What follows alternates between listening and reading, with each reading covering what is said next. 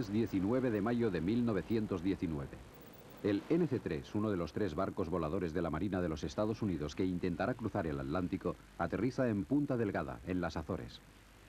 Tras 48 horas perdido en alta mar, no podrá seguir adelante con su proyecto y participar en la primera travesía transatlántica de la historia de la aviación. Mientras desembarcan, los miembros del NC-3 se enteran de que el NC-1 también ha fracasado. Solo uno de los 3 barcos voladores, el NC-4, sigue en condiciones de realizar el intento.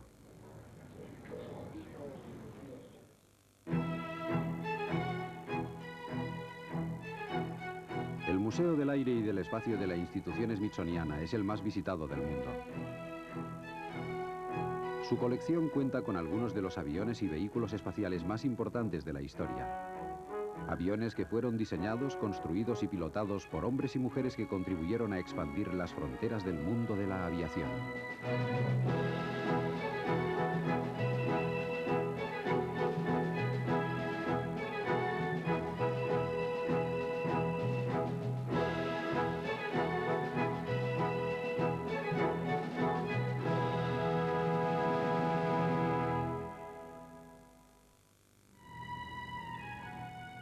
Este es el NC-4, uno de los enormes barcos voladores diseñados por la Marina de los Estados Unidos en los meses finales de la Primera Guerra Mundial.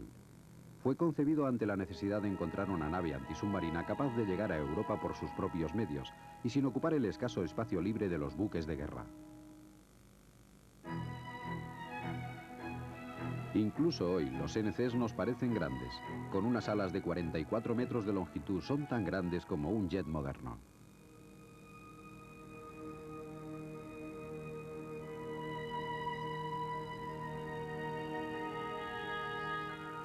Los NC eran híbridos que combinaban tecnología aérea y marina. Dotados de un gran casco en vez de fuselaje, sus montantes y cables recordaban al mástil y los aparejos de un barco. La Marina americana planeaba efectuar el primer vuelo a través del Atlántico en uno de estos barcos voladores. Esta es su historia.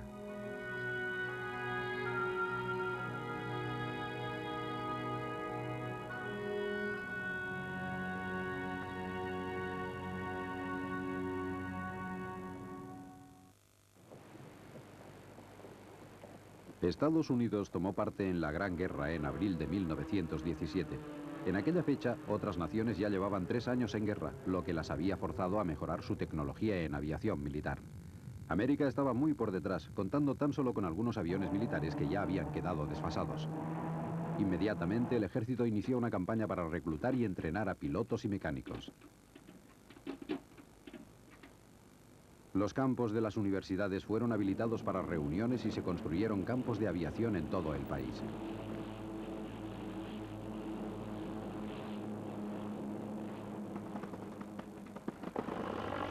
Miles de Curtiss JN-4 Genies fueron construidos como aviones de entrenamiento. El bombardero británico Airco de Havilland DH-4 fue uno de los 3 diseños de aviones europeos elegido para la producción en cadena. La producción del DH-4 se contrató con 3 compañías diferentes, cada una con plantas capaces de producir varios miles de aeroplanos y con la producción en cadena.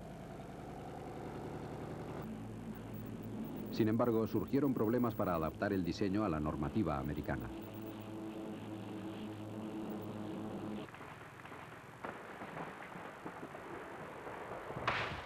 Era posible encontrar spruce, un importante tipo de madera para aviones, en Washington y Oregón. Sin embargo, existían dificultades laborales. El ejército organizó la Loyal Legion de leñadores y madereros, un cuerpo civil dedicado a conseguir la maquinaria necesaria y que autorizó al ejército para que regulara las disputas laborales.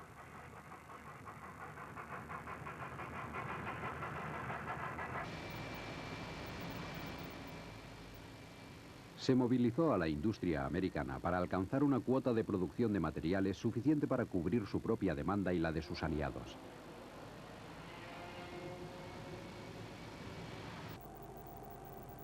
Estados Unidos no solo necesitaba nuevos recursos para la construcción de aeroplanos, sino también los medios de propulsión.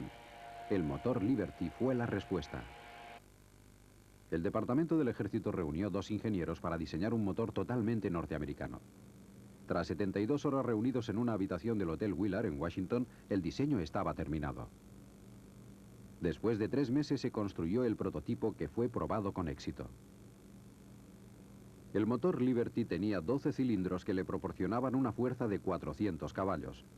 Al principio surgieron algunos problemas para adaptar los mecanismos del motor a la alta tolerancia de los motores de avión, pero finalmente se fabricó en grandes cantidades. El Liberty era capaz de propulsar un DH-4 a una velocidad muy superior a la de los aviones enemigos. Sin embargo, antes de que este motor pudiera tener un impacto en el mercado, la Primera Guerra Mundial había terminado. De pronto, la actividad de las fuerzas aéreas de las naciones en conflicto disminuyó radicalmente. Los que sobrevivieron a la Primera Guerra Mundial, claro que los alemanes no sobrevivieron, pero la RAF surgida durante la Primera Guerra Mundial como una fuerza aérea independiente y el Servicio Aéreo Americano, que también deseaba convertirse en una fuerza independiente, tuvieron que resolver algunos problemas. El más grave fue demostrar su derecho a vivir, por así decirlo, demostrando que podía realizar hazañas impresionantes que podían ser de gran utilidad.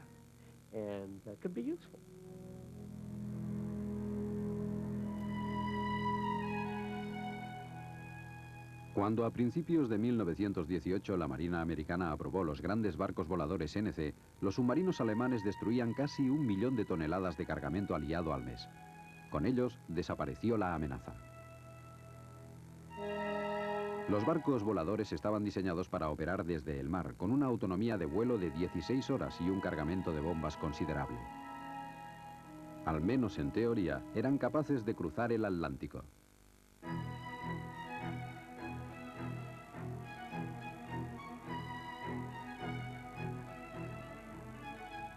Gracias a un contrato con Glenn Curtiss, 4 de los barcos voladores NC fueron ensamblados en la nueva fábrica de Garden City, Long Island.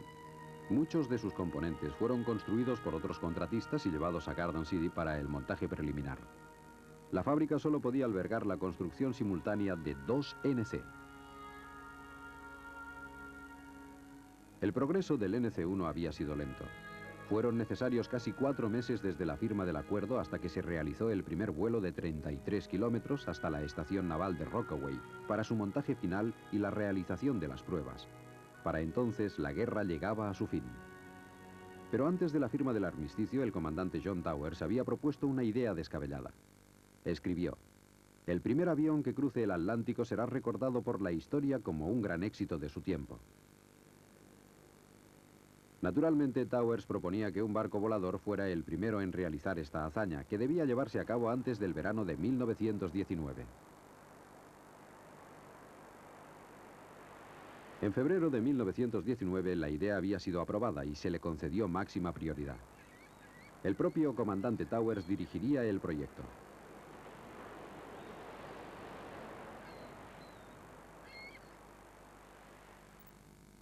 La salida de la estación naval de Rockaway se había fijado para el 1 de mayo de 1919. Sin embargo, en los meses anteriores a esta fecha surgieron graves problemas. Durante algunos meses el NC-1 había volado con 3 motores Liberty de baja compresión, pero ahora debían ajustarle 4 nuevos motores de alta compresión. La pregunta era, ¿cómo sacar el máximo rendimiento a estos 4 motores? La gran capacidad de carga del NC-1 ya había sido demostrada. En noviembre de 1918, 48 pasajeros y 2 tripulantes habían viajado en él para batir el récord mundial en transporte de pasajeros, hasta entonces en poder de un bombardero inglés. El NC-1 despegó con un peso total de 9.990 kilos y voló 1.000 metros, 17 sobre el agua, antes de aterrizar y reclamar su récord. Sin embargo, cuando desembarcaron apareció un nuevo pasajero, el maquinista de segunda clase Harry Moulton, quien había subido a bordo 1 hora y media antes de despegar, ocultándose entre los tanques de combustible. Por lo tanto, el récord del NC-1 se consiguió con 51 pasajeros y no con 50 como se había planeado.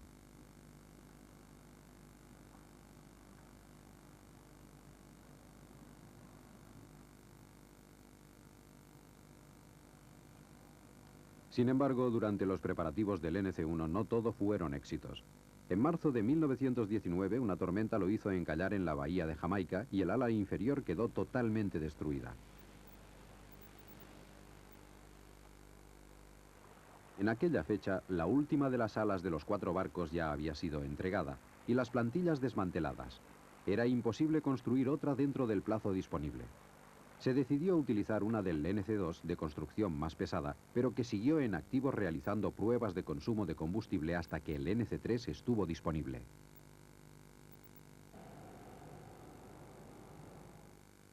Se acercaba la fecha de partida, pero los NC todavía no estaban acabados. El NC-3 y el NC-4 seguían en la fábrica Curtiss de Garden City. Cuando el NC-3 llegó a la base de Rockaway en su primer vuelo, solo faltaba una semana para que la expedición emprendiera la marcha.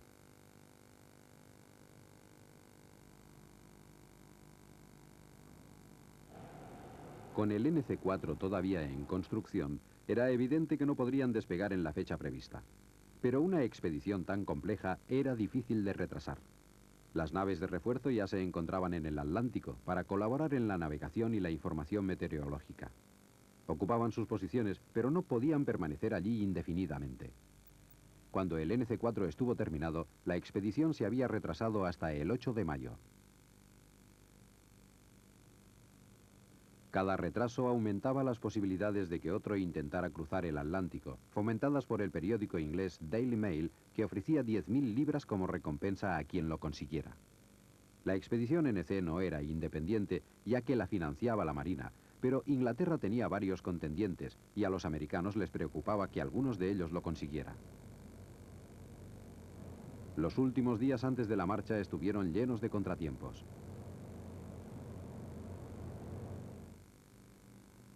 Se había planeado que la travesía se efectuara en 3 etapas. Los NC volarían de Nueva York a Trípasi, en Terranova, el punto de partida oficial. La primera etapa de la travesía los llevaría hasta las Azores. Con ello cubrirían el primer tercio del recorrido, de donde saldrían hacia Lisboa.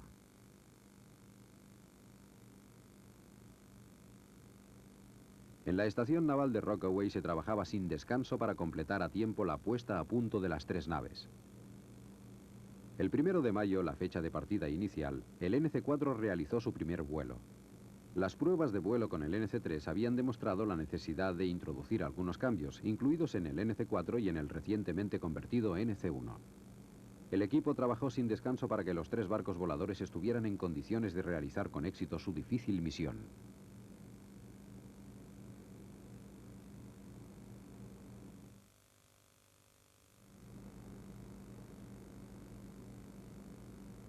Los NC debían recorrer 1.600 kilómetros hasta llegar al punto de salida, en la bahía de Trípasi.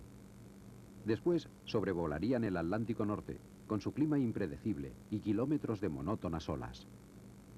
El 3 de mayo todo parecía estar listo para el despegue, y el comandante Towers reunió a los oficiales y a la tripulación en una ceremonia oficial. Cada uno de los barcos estaba formado por 6 tripulantes, un navegante, un oficial de radio, 2 ingenieros, un piloto y un copiloto. Pero esto era solo el principio. Además contaban con el apoyo logístico, proporcionado en su mayoría por buques como el USS Melville, estacionados a lo largo de la ruta a través del Atlántico. En 1919 la meteorología estaba poco desarrollada. Los buques solo proporcionaban información meteorológica desde el océano y podían colaborar en la navegación para evitar que los NC se desviaran de su ruta. Este era el gran plan para conquistar el Atlántico. La Marina realizó un gran esfuerzo, no solo para demostrar de qué era capaz, aunque yo formaba parte del proyecto, sino que también era una prueba de navegación y de logística. Una gran prueba para comprobar si podían realizarla con éxito. Y en realidad era una dura prueba. Tenían buques estacionados en el Atlántico, estaciones de aprovisionamiento y una gran pista de despegue cerca del punto de partida.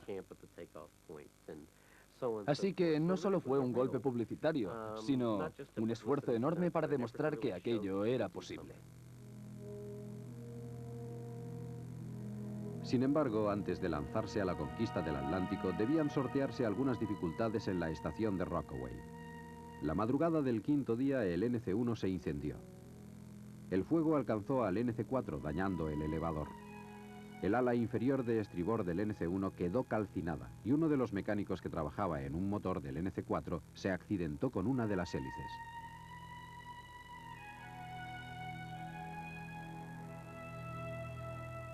Afortunadamente, la madrugada del 8 de mayo el tiempo era bueno y los 3 barcos estaban en condiciones de iniciar la expedición.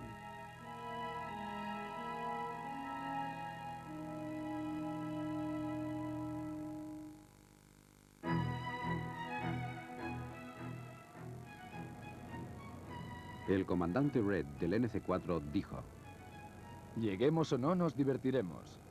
En especial los oficiales al mando, que son también los navegantes. El viaje será de lo más insólito y presentará problemas de navegación. Aquella mañana las aguas de la bahía de Jamaica estaban en calma. A las 9:59 en punto de la mañana, el comandante Towers del NC-1 levantó la mano. Cuando la bajó, el sonido de 12 motores Liberty retumbó en el agua. Los NC habían despegado dispuestos a cruzar el Atlántico.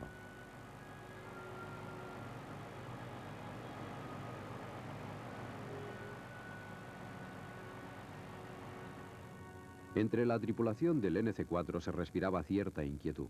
La semana anterior había realizado su primer vuelo y su bitácora indicaba menos de 5 horas de vuelo. El largo trayecto hasta la bahía de Tripassi, en Terranova, era su oportunidad para resolver cualquier imprevisto antes de intentar atravesar el Atlántico.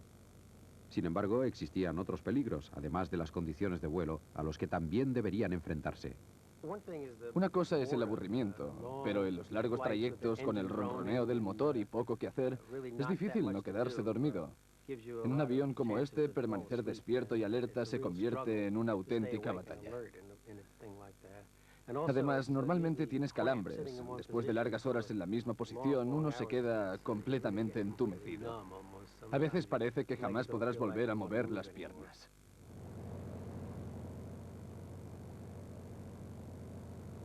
Y no olvidemos que en el Atlántico Norte las bajas temperaturas casi siempre van acompañadas por el mal tiempo. Era terrible estar en la cabina exterior. Era durísimo con aquel viento. Ráfagas constantes de 128 o 130 kilómetros por hora golpeándote la cara. Y la lluvia puede cortarte la cara si no llevas ningún tipo de protección. Fue realmente muy duro.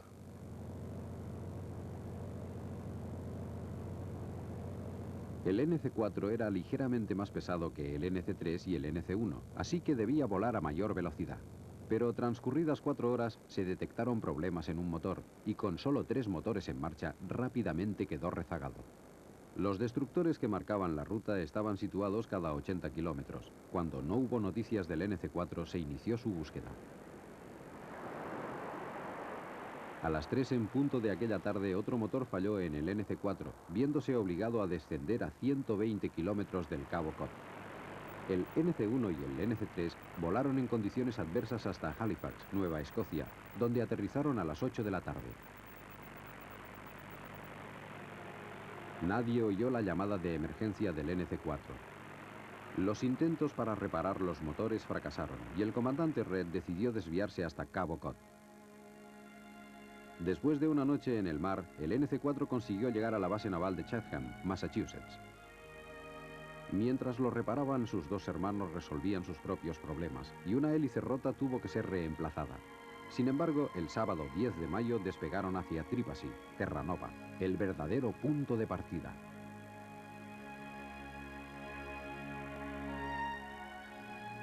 Los motores del NC-4 fueron reparados, pero la climatología adversa les impidió abandonar Chatham. La tripulación temía que los otros 2 NC iniciaran la marcha sin ellos. El 15 de mayo llegaron a la bahía de Tripassi y al día siguiente los 3 barcos voladores despegaron juntos dispuestos a conquistar el Atlántico. Aunque, por lo menos al principio, el Atlántico era el conquistador. El segundo día el NC-3 bajó al mar para fijar su posición y no pudo volver a despegar. El NC-1 también se había perdido y tuvo que realizar un aterrizaje sobre olas de más de 4 metros. Para ellos el viaje había terminado. El NC-3 pasó 48 horas en alta mar flotando en dirección a las Azores. Un lunes por la tarde, el 19 de mayo, azotado por el viento y las olas, el NC-3 llegó a la base de Punta Delgada.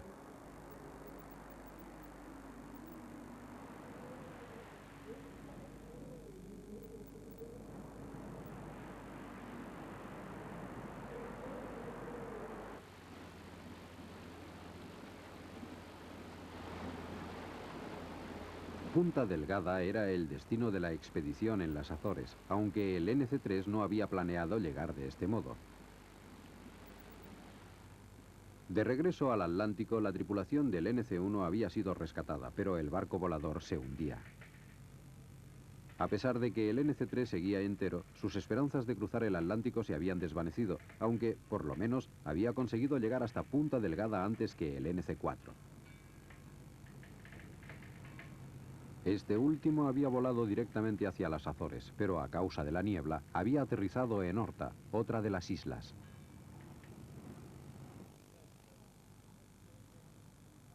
La tripulación del NC-3 pudo recuperarse de su dura experiencia en el mar y disfrutar de la isla, mientras el NC-4 esperaba a que aminorara el mal tiempo.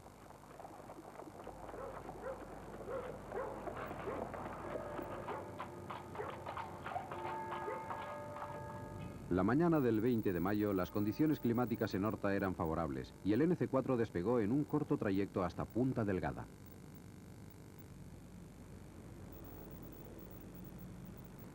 A las 2:20 de la tarde, el NC-4 llegaba a Punta Delgada.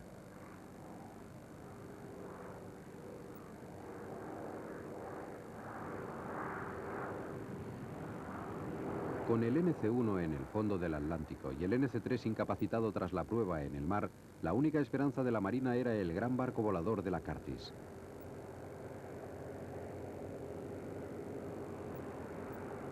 Una gran excitación reinaba en el puerto de Punta Delgada, pero mientras la tripulación del NC-4 se preparaba para el despegue, era consciente de que su viaje no había terminado.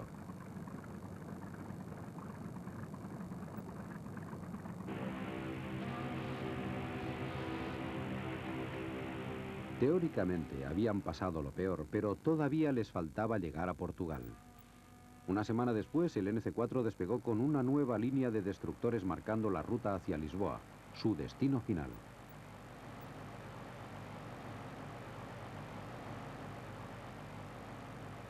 En esta ocasión, el vuelo fue sencillo.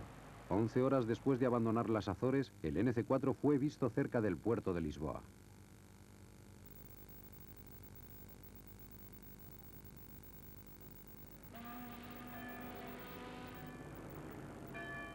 El Atlántico había sido cruzado por aire y la ciudad era una fiesta.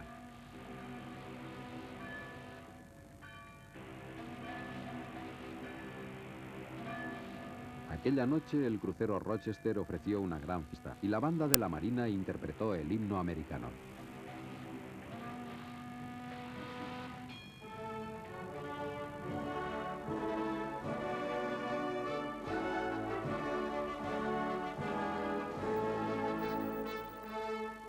Sin embargo, pese a la alegría del triunfo del teniente comandante Reed, se respiraba una cierta tristeza por el fracaso del líder de la expedición, el comandante Towers, cuyo NC-1 yacía en el fondo del océano, y a quien el secretario de Marina había persuadido para que intentara cruzar el último trayecto a bordo del NC-4.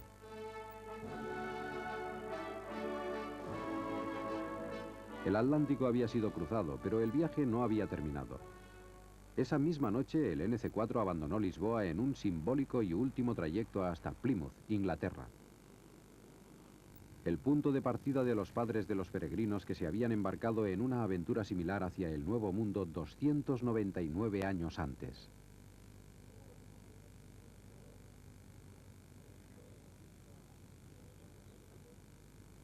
La ceremonia de recepción en Plymouth puso fin a 24 días de gran valentía, desgracias y errores.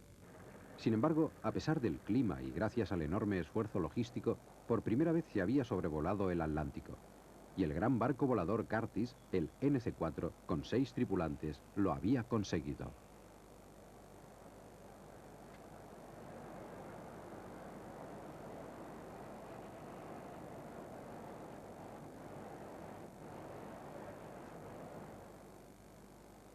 Actualmente el NC-4 se encuentra en el Museo Nacional de Aviación Naval de Pensacola, Florida. Fue restaurado por los miembros de la Sociedad Smithsoniana del Museo Nacional del Aire y del Espacio y puede verse tal como salió de la fábrica Curtis de Garden City antes de la Odisea del Atlántico.